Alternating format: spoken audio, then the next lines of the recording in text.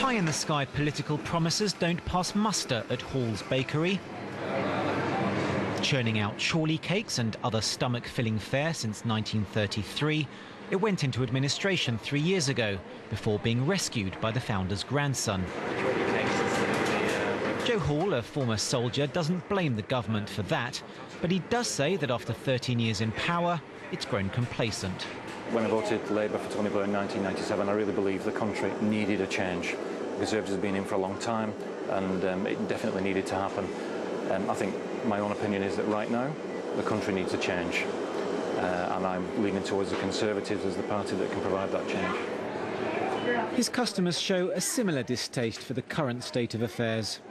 Never voted Labour, and I certainly wouldn't vote for Labour on the past history that they've got at the moment. Just recently they disgraced themselves, and I wouldn't want to vote for any of them.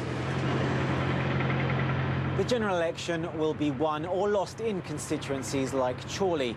The Conservatives need an 8% swing from Labour if they're to steal this seat from the ruling party's clutches, something that, if replicated nationwide, would mean an overall Conservative victory. But this former cotton milling community is interesting for another reason. Since 1964, whichever party has won here has won the general election.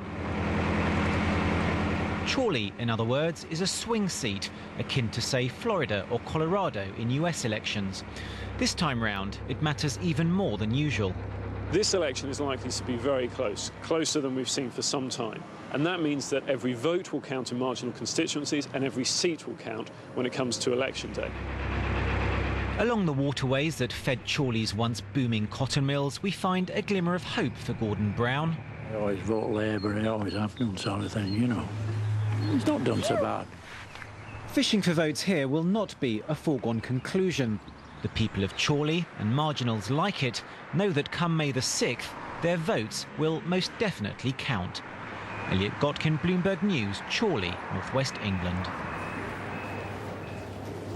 Well, Chorley has been represented by Labour's Lindsay Hoyle since the party's landslide victory in 1997. She faces 4 other candidates: Conservative Alan Cullens, Liberal Democrat Stephen Fenn, plus an independent candidate and a member of the UK Independence Party.